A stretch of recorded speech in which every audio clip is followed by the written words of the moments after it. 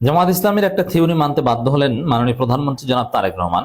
এতে জামাত শিবিরে খুশির বন্যা, তাদের মধ্যে একটা বিজয়ী বিজয়ী ভাব যে আমাদের থিওরি এখন এটা মানছে। ভালো তো, ক্ষমতায় না এসেও জামাতের চিন্তা দর্শন বাস্তবায়িত হচ্ছে এবং জামাতের পছন্দের লোকদের মাধ্যমে বাস্তবায়িত হচ্ছে।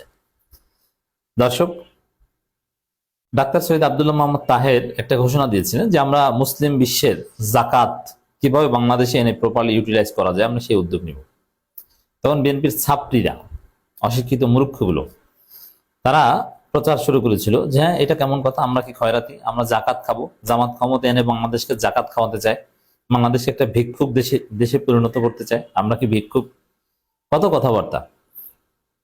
কিন্তু এখন তারেক রহমান শেখ আহমদুল্লাহকে ডেকেছে যে কিভাবে জাকাত ম্যানেজমেন্ট করা যায়, প্রপার ইউটিলাইজেশন হয় এবং মুসলিম বিশ্বের বহির্বিশ্বের জাকাত কিভাবে বাংলাদেশে এনে বাংলাদেশের অর্থনীতির চাকা ঘুরানো যায়, সেই বিষয়ে কি করণীয়, এই বিষয়ে ডেকে বৈঠক করেছেন। মানে কি, জামাত যেটা চিন্তা করেছিল, বিএনপির ছাত্রীরা যেটা না বুঝে ট্রল করেছিল, এখন তারেক রহমান সেটা বাস্তবায়ন করছেন। এটা সত্যিকার অর্থে জামাত শিবিরের বিজয় এবং তাদের মধ্যে খুশি হওয়াটাই স্বাভাবিক। বরং এই কাজটা বিএনপির মাধ্যমে হচ্ছে আরো সহজ হচ্ছে, তারা করলে আরো ঝামেলা হতো। যেমন অনেক কাজ আছে, এটা হচ্ছে মিডিয়া সন্ত্রাস এবং বাংলাদেশের এক শ্রেণীর দুষ্ট লোক, খারাপ লোক, অসৎ লোকের কারসাজি। তাদের উপর গজব গজব করা উচিত, কারণ এরকম বৈষম্য কেন করবে।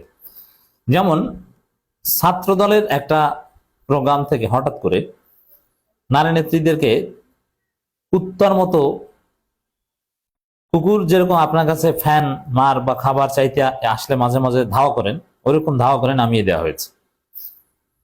নারী নেত্রীদের স্টেজ থেকে নামিয়ে দেওয়া হয়েছে। কেন? বাইতুল মুকাররমের খতিব স্টেজে উঠবেন, কোন নারী নেত্রী থাকতে পারবে না। এই সেম কাজটা যদি শিবির বা জামাত করত, শিবির বা জামাতের বিরুদ্ধে অনেক নারী ঝাড়ু মিছিল করত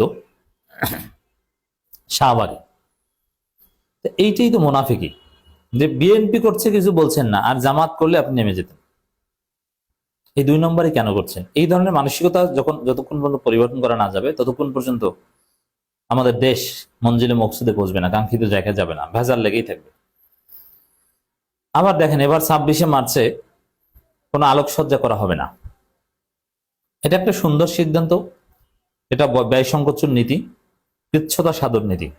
যেহেতু এখন জ্বালানি সংকট, বিদ্যুৎ বাঁচানো দরকার, তারেক রহমান তার অফিস কক্ষেই লাইটের পরিমাণ কমিয়ে দিয়েছে, এসির পাওয়ার কমিয়ে দিয়েছে, অনেক কিছু, এবং গাড়ি বহর কমিয়ে দিয়েছে, কৃচ্ছতা সাধন করছে। ইটস ভেরি গুড, জাতীয়ভাবে এর একটা প্রভাব আছে।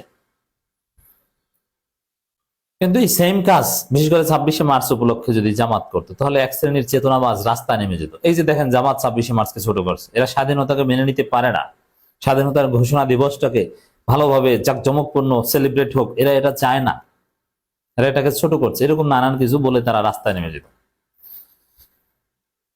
তো এরকম অনেক বিষয় আছে। ঠিক তদ্রুপ এই জাকাত, বহির্বিশ্বের জাকাত আনা, এটা যদি জামাত করতে যেত, ঠিকই এক শ্রেণীর ছাত্রী বলতো এই যে আমাদেরকে ভিক্ষা খয়রাত আনতে যাচ্ছে, খয়রাত না, এটা বাংলাদেশের ইমেজ ক্ষুণ্ণ হচ্ছে, আন্তর্জাতিক গ্রাউন্ডে বাংলাদেশের মর্যাদা ক্ষুণ্ণ হচ্ছে, এটা করা যাবে না।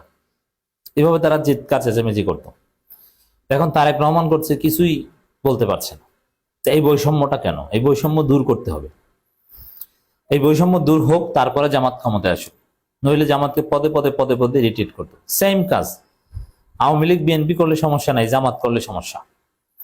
এই যে জাকাত দিয়ে দেখেন, আর এখানে জামাতের প্রত্যাশাটা আরো সুন্দরভাবে পূরণ হচ্ছে, ইন দিস সেন্স দ্যাট জামাত ক্ষমতায় আসলে জাকাত ম্যানেজমেন্ট বা এই টাইপের উদ্যোগ নিলে তখন এই আসসুন্নাহ কিংবা শেখ আহমদুল্লাহদের কাজে লাগাতেন ডেফিনেটলি।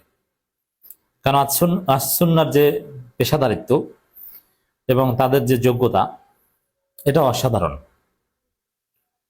জামাত যদি একটু হেল্প করে, তাহলে তারা সত্যিকার অর্থে একটা বিপ্লব ঘটিয়ে দিতে পারে, বেকারত্ব দূরীকরণ। এমনিতেই কোন সরকার হেল্প ছাড়াই আসসুন্নাহ যা করেছে, এটা বাংলাদেশের সর্ববৃহৎ সর্বশ্রেষ্ঠ এনজিও। আসসুন্নাহর যে ক্যাপাসিটি, মানুষের যে আস্থা, বাংলাদেশের ইতিহাসে কোনো এনজিওর এত আস্থা পায়নি। হ্যাঁ, বিদেশি সহায়তায় ব্র্যাক কিংবা গ্রামীণ ব্যাংক অনেক কিছুই করতে পেরেছে, কিন্তু অশান্তি বেশি সৃষ্টি করেছে। কিন্তু মানুষের আস্থা কিন্তু ওইভাবে পায়নি। কিন্তু আসন্নার উপর মানুষের আস্থা আছে শেখ আহমদুল্লাহর উপর। যেমন আমি চ্যালেঞ্জ দিয়ে বলছি, আপনি এখন বাংলাদেশে ডাকবেন, সাপোজ যে একটা উদ্যোগ নিব, আমরা বেকারত্ব দূরী করব, তা আমাদেরকে যে যা পারেন হেল্প করেন, ওই টাকা দিয়ে আমরা বেকারত্ব দূরী করব। গ্রামীণ ব্যাংক, ইউনিসেল, আবেদের ব্রাক, আবার ওই যে আশা প্রশিকা, এরকম 4-5টা, আর আসন্না ফাউন্ডেশন, শাহ আহমদুল্লাহ, এরা সবাই মিলে ঘোষণা দিক যে যা পারেন আমাদেরকে টাকা পয়সা দেন, আমরা সেই টাকা দিয়ে বাংলাদেশকে বেকারত্ব দূরীকরণ করব। দেখবেন শেখ আহমদুল্লাহ আসন্না ফাউন্ডেশনের উপর মানুষ যে পরিমাণ আস্থা রাখবে, তাদেরকে যে পরিমাণ টাকা দিবে, গ্রামীণ ব্যাংক, ব্রাক, এরা সবাই মিলেও এত টাকা পাবে না। এরা বিদেশি টাকা ফান্ড পাবে, কিন্তু জনগণের টাকা, জনগণের দান, তার 3/1 পাবে না। এতটা আস্থা শেখ আহমদুল্লাহ এবং তার প্রতিষ্ঠানের উপর আছে। এটা বাংলাদেশের ইতিহাসে সর্বশ্রেষ্ঠ এনজিও বলা যায়। এটাকে এনজিও বললে ভুল হবে না, সমস্যা নেই। তো দর্শক, এখানে জামাত তাদেরকে কাজে লাগাতো, কারণ ক্ষমতা আসলে একা একা শুধু রাষ্ট্র এভাবে পারত না। পিপিপি, পাবলিক প্রাইভেট পার্টনারশিপ, আরো অনেক কিছু দরকার হতো। এনজিও সেক্টর, এগুলো এগিয়ে না আসলে দেশ উন্নত হয় না। বাংলাদেশের যে অর্থনীতির মডেল, তাতে এই বেসরকারি এন্টারপ্রেনার বা আরো যে প্ল্যাটফর্মগুলো আছে, এদের কাজে লাগানো জরুরি। তো জামাত শিবিরের সাথে যার ভালো সম্পর্ক, বা একজন আলেম, গ্রহণযোগ্য মধ্যমপন্থী তারেক রহমান তাকে ডাকছে, এতে আরো বেশি খুশি যে না, একজন ভালো লোককে ডাকছে। এবং দেখেন, নন জামাত অনেকের সাথে জামাতের ভালো সম্পর্ক না,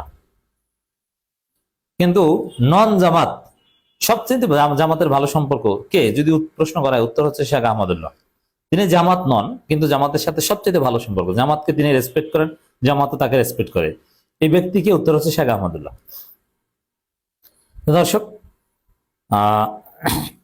এই শেখ আহমদুল্লাহকে ডেকে পরিকল্পনা করছেন, ধর্মমন্ত্রী ছিলেন, এবং অবস্থা দৃষ্টি যেটা মনে হচ্ছে যে সত্যিকার অর্থেই এই পারলে ঈদের আগেই জাকাত কয়েকশো কোটি টাকা আনেন।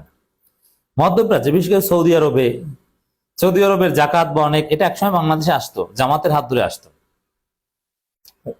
এছাড়া ওয়ামির হাত ধরে অনেক জাকাত আসে। সৌদি আরব থেকে দুম্বার গোস্ত, উটের গোস্ত, অনেক কিছুই আসতো, জামাতের জেলা মিলে এগুলো বন্টন করতেন একসময়, জাকাতের টাকা বসতো সেই পুরনো বাদশাদের আমলে। কিন্তু আওয়ামী লীগ আমলে বা 2008 সালে পরে এগুলো সব বন্ধ হয়ে গেছে। এরপরে সরকারের মাধ্যমে কিছু আসতো, আওয়ামী লীগ নিয়ে নিয়েছে, এবং ডিসির এগুলো বন্টন করতো, কিন্তু কমে গিয়েছে। বাস্তবিক পক্ষে হচ্ছে যে সৌদি আরব এমন ধনী রাষ্ট্র, আপনারা যারা গেছেন জানেন, ওখানে জাকাত দেওয়ার লোক নাই, প্রায় সবার উপর জাকাত ফরজ, কিন্তু কাকে দেবে খুঁজে পায় না। এই জন্য তাদের জাকাতটা আফ্রিকায় পাঠায়। কারণ বাংলাদেশ যদি এটা আনতে পারে, যেহেতু বাংলাদেশে জাকাত গ্রহীতার সংখ্যা প্রচুর, এবং বাংলাদেশের লোকাল জনগোষ্ঠীর যে জাকাত, এটাকে যদি প্রপারলি ইউটিলাইজ করা যায়, বাংলাদেশে কোনো গরিব থাকে না। বাংলাদেশের জাকাত হচ্ছে, আল্লামা সাঈদীরা ওয়াজ করতেন, এটাই অর্থনীতি, এটাই শাহ আব্দুল হান্নানরা এটা দেখিয়েছেন। বহির্বিশ্বে জাকাত আনতে পারলে এবং বাংলাদেশের সমস্ত জাকাত প্রপারলি কালেক্ট করে ইউটিলাইজ করতে পারলে বাংলাদেশে একটা বিপ্লব ঘটানো সম্ভব। জামাতের থিওরিতেই সম্ভবত এই বিপ্লব ঘটানোর চেষ্টা করছেন তারেক রহমান।